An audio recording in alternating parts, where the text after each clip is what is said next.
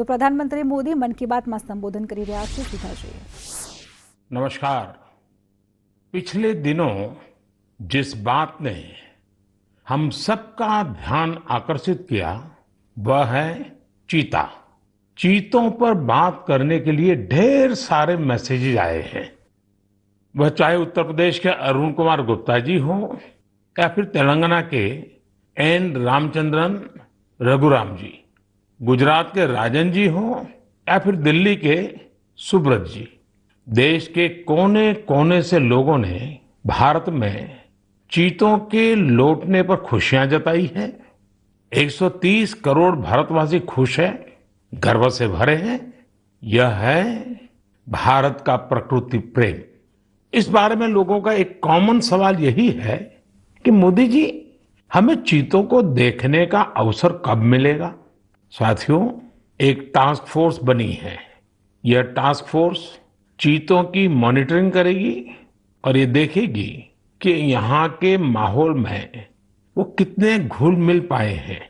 इसी आधार पर कुछ महीने बाद कोई निर्णय लिया जाएगा और तब आप चीतों को देख पाएंगे। लेकिन तब तक मैं आप सबको कुछ कुछ काम सौंप रहा हूं।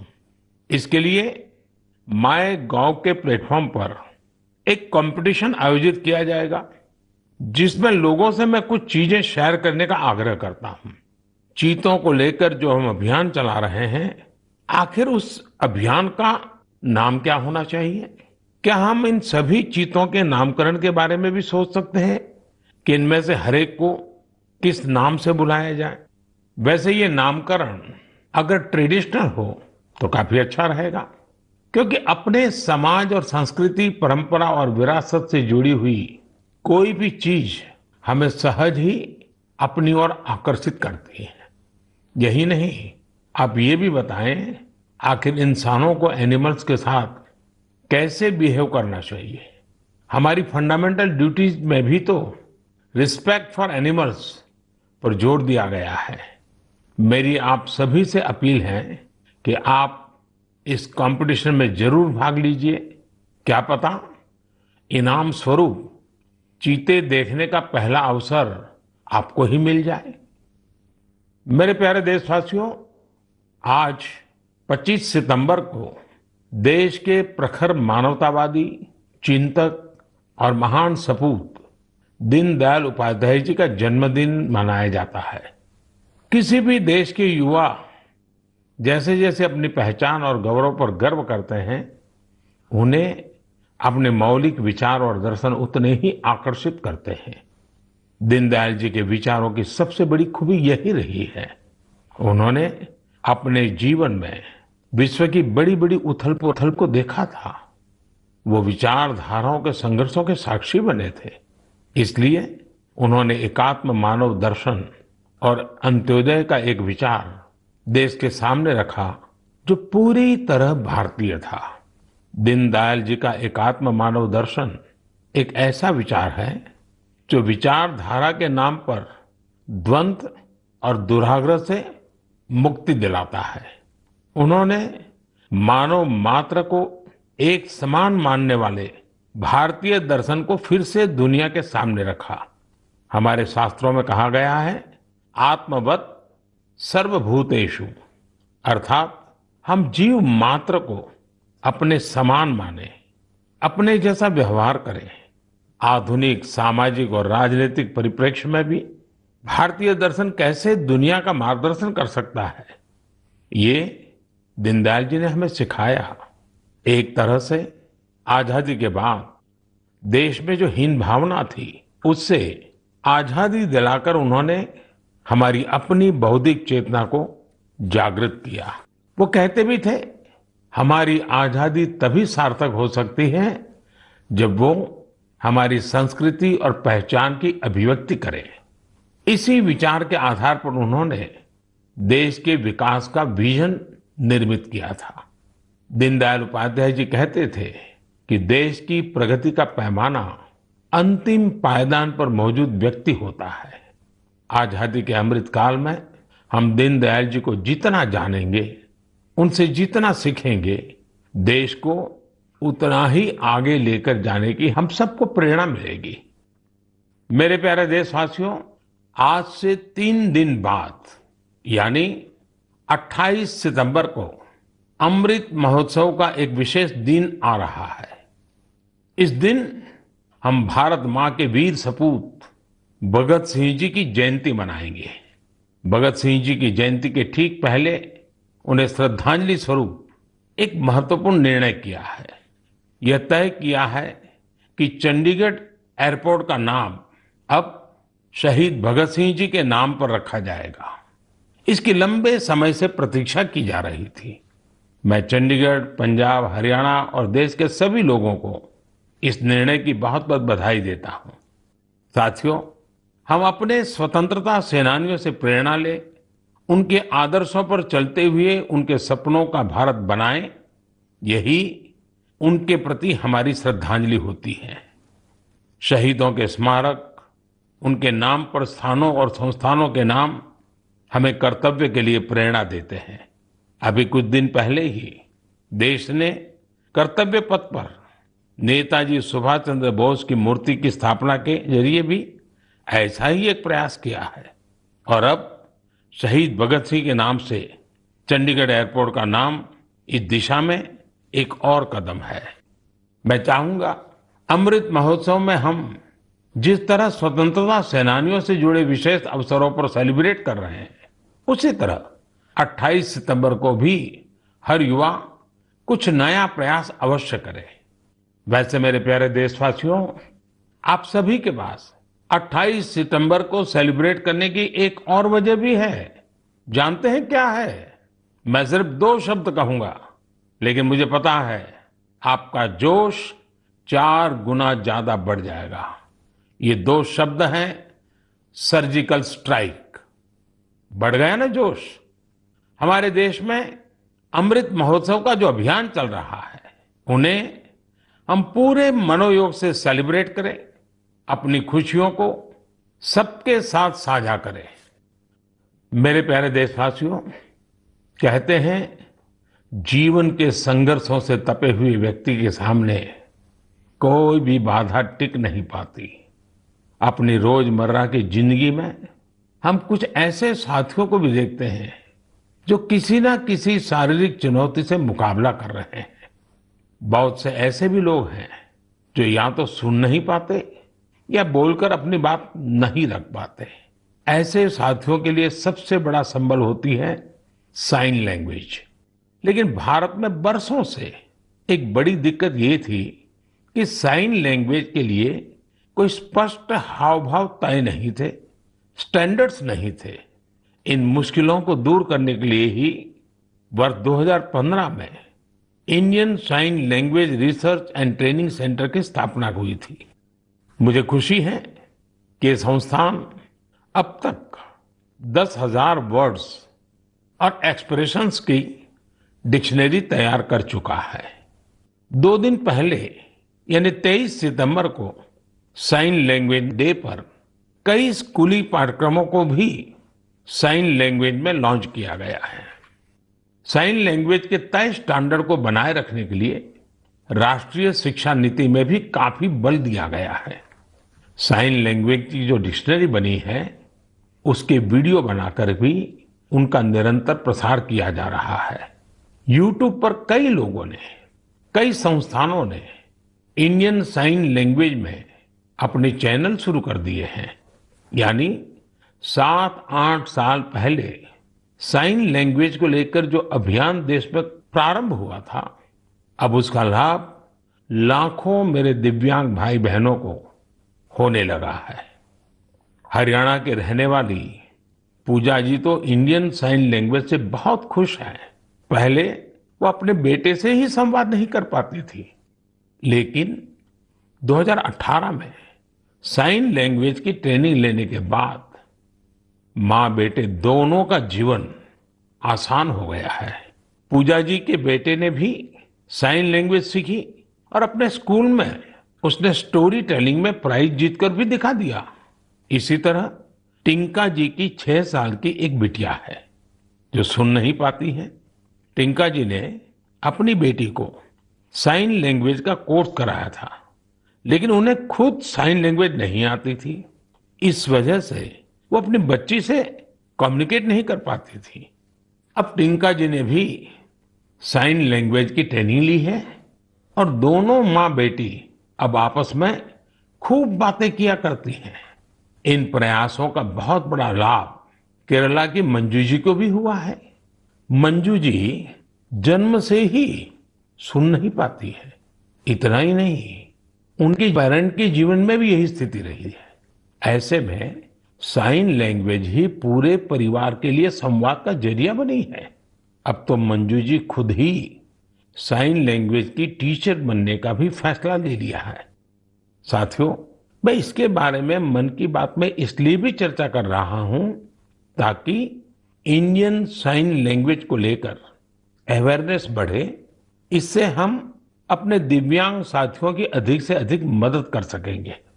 भाइयों और बहनों, कुछ दिन पहले मुझे ब्रेल में लिखी हेमकोश की एक कॉपी भी मिली है। हेमकोश असमिया भाषा की सबसे पुरानी डिक्शनरीज में से एक है। यह 19वीं शताब्दी में तैयार की गई थी। इसका संपादन प्रख्यात भाषाविद हेमचंद्र बरुआ जी ने किया था।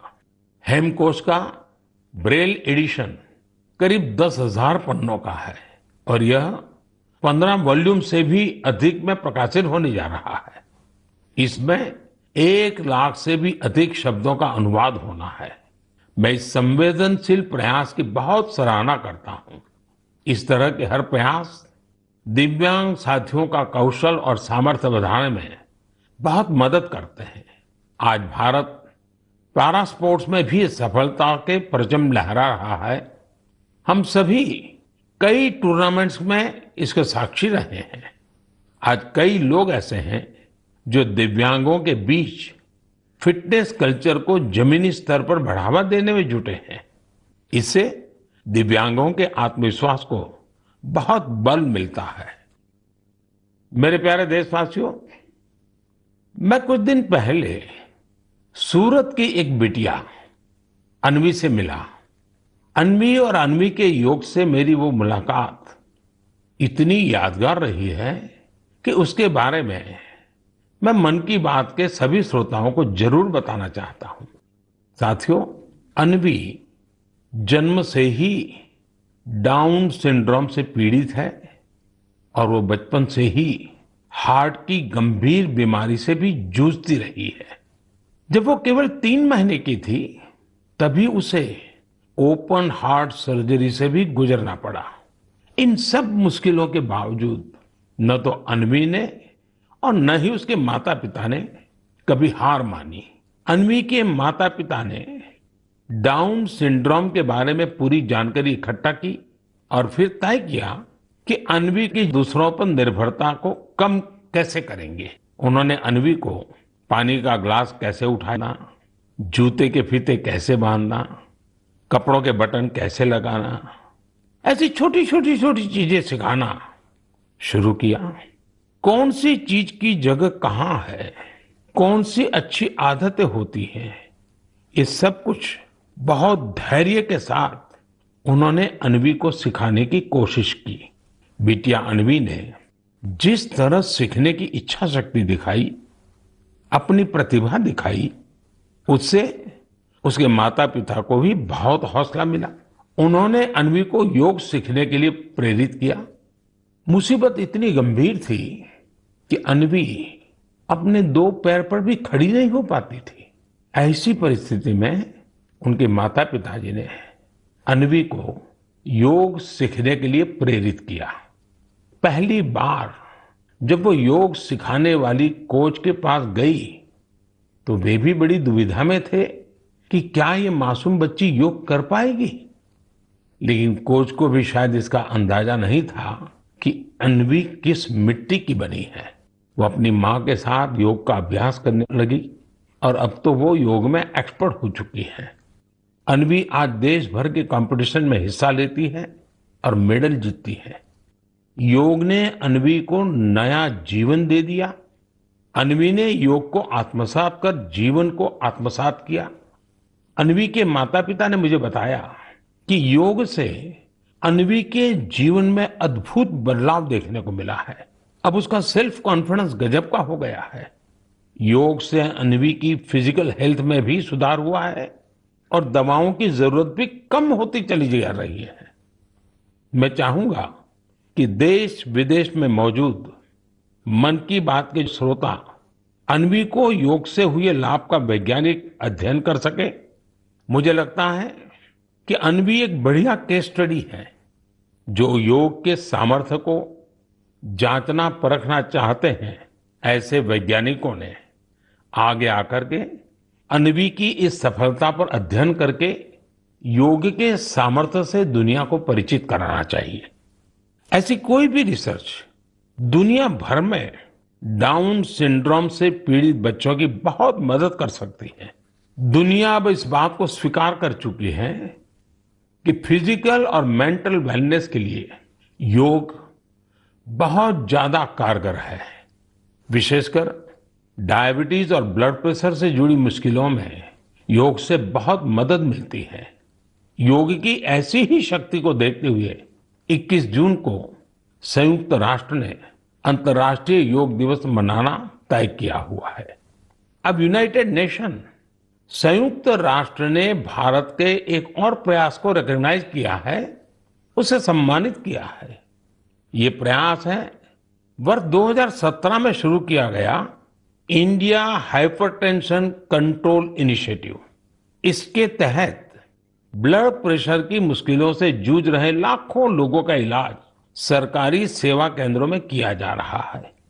जिस तरह इस इनिशिएटिव ने अंतर्राष्ट्रीय संस्थाओं का ध्यान अपनी ओर खींचा है, वो अभूतपूर्व है। ये हम सबके लिए उत्साह बढ़ाने वाली बात है कि जिन लोगों का उपचार हुआ है उनमें से करीब आधे का ब्लड प्रेशर कंट्रोल में है। मैं इस इनिशिएटिव के लिए काम करने वाले उन सभी लोगों को बहुत बहुत बधाई देता हूं जिन्होंने अपने अथक परिश्रम से इसे सफल बनाया। साथियों, मानव जीवन की विकास यात्रा निरंतर पानी से जुड़ी हुई है, चाहे वो समंदर हो, नदी हो या तालाब।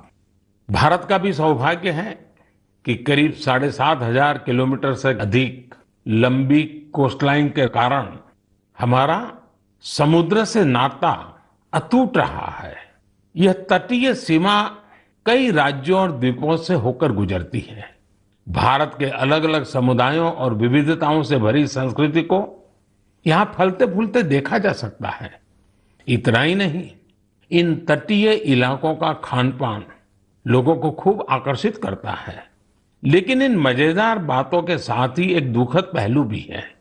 हमारे ये तटीय क्षेत्र पर्यावरण से जुड़ी कई चुनौतियों का सामना कर रहे हैं। क्लाइमेट चेंज मरीन इकोसिस्टम के लिए बड़ा खतरा बना हुआ है, तो दूसरी ओर हमारे बीचीज पर फैली गंदगी परेशान करने वाली है।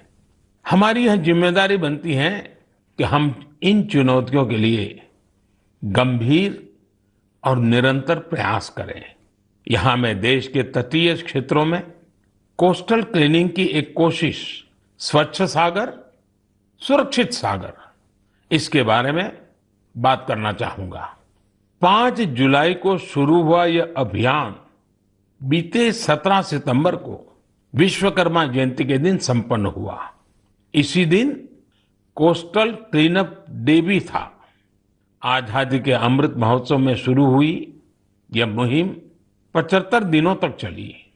इसमें जन भागीदारी देखते ही बन रही थी। इस प्रयास के दौरान पूरे 2.5 महीने तक सफाई के अनेक कार्यक्रम देखने को मिले। गोवा में एक लंबी ह्यूमन चेन बनाई गई। काकीनाडा में गणपति विसर्जन के दौरान लोगों को प्लास्टिक से होने वाले नुकसान के बारे में बताया गया। एनएसएस के लगभग 5,000 युवा साथियों ने तो 30 टन से अधिक प्लास्टिक एकत्र किया।